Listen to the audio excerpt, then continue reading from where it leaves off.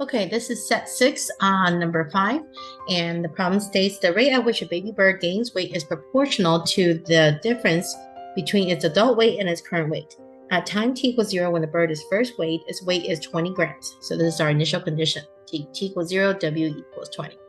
If B of t is the weight of the bird in grams at time t days after its first weigh, then this is the rate at which this is happening.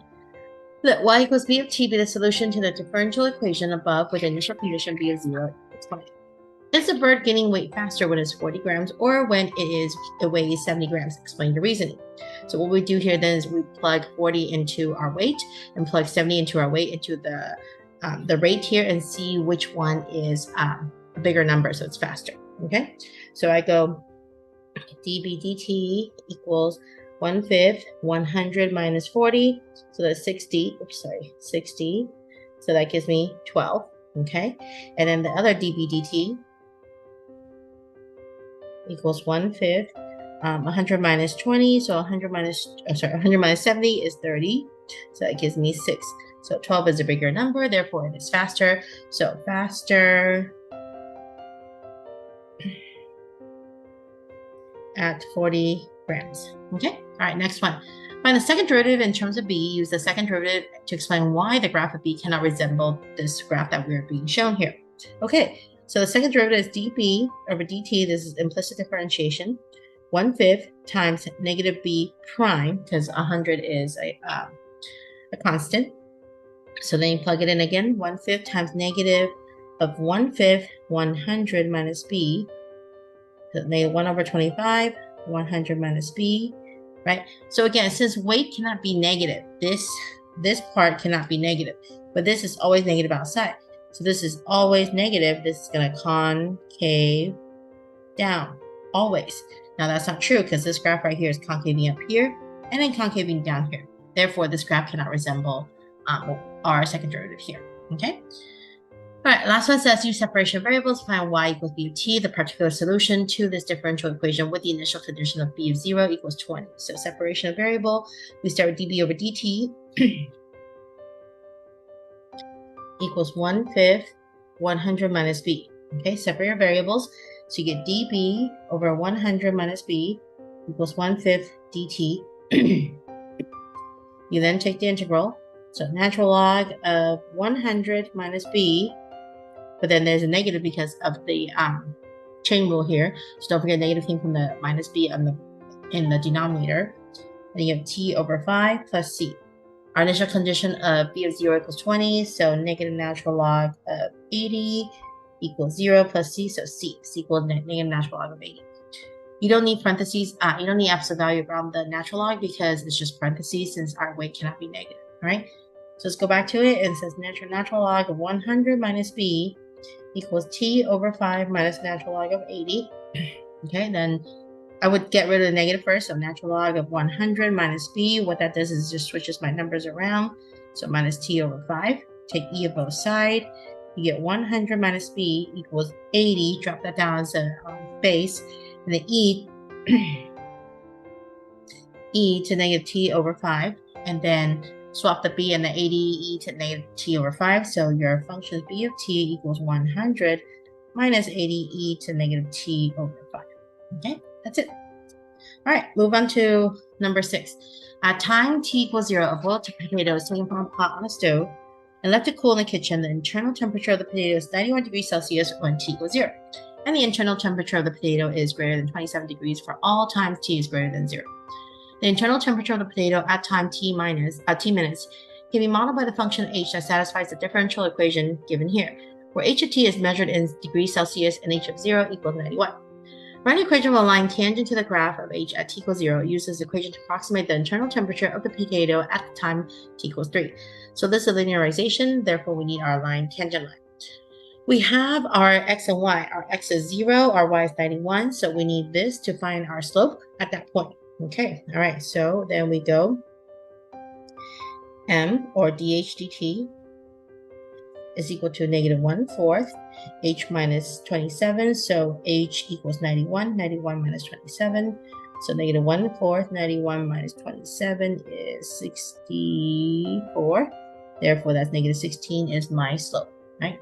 All right, so your linearization is going to be negative 16 t minus 0, because my initial condition is 0 here, t minus 0, and then plus 91. So we're going to approximate t equals 3, so L of 3, so I use the wrong variable here, doesn't really matter, but L of t, right? L of 3 equals negative 16 times 3 plus 91, negative 48 plus 91.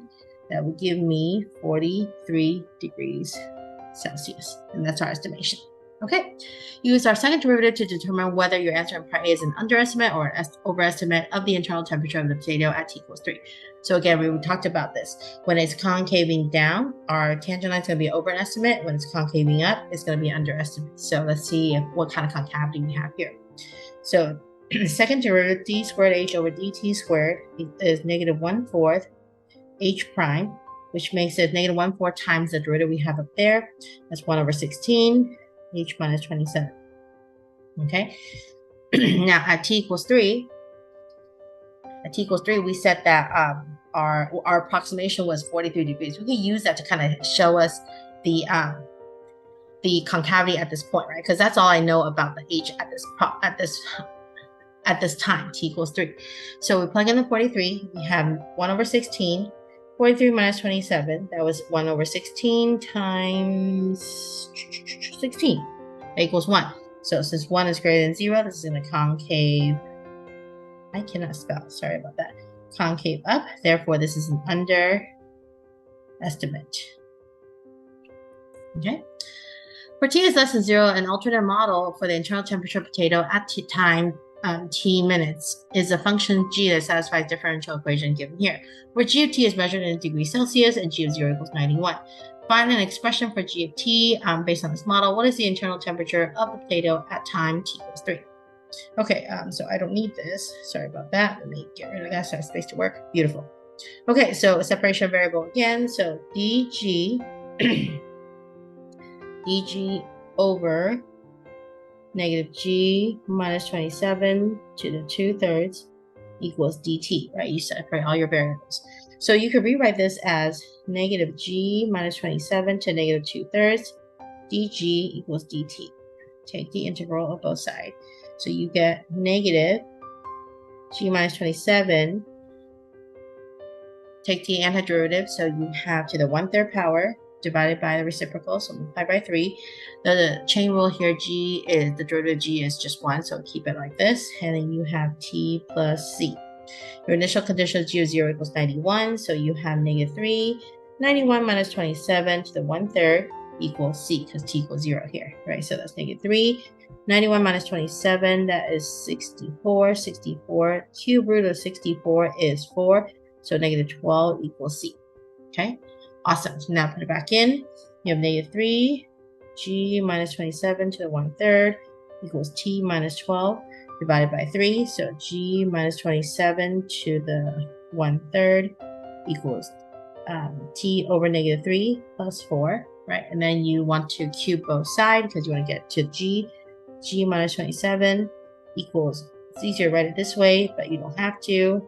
Cube, and then g of t equals 27 plus 4 minus t over 3 to the 3rd power. Okay, and now you want to, based on this model, what is the internal temperature when t equals 3? So plug in t equals 3 in this. So g of 3 equals 27 plus 4 minus 3 over 3 cubed. So it's 27 plus 4 minus 3 is 4 minus 1 is 3 cubed. So, 27 plus 27. I missed a sign right here. Plus, right? So you get 27 plus 27. So that actually is 54 degrees Celsius. Okay, that's it.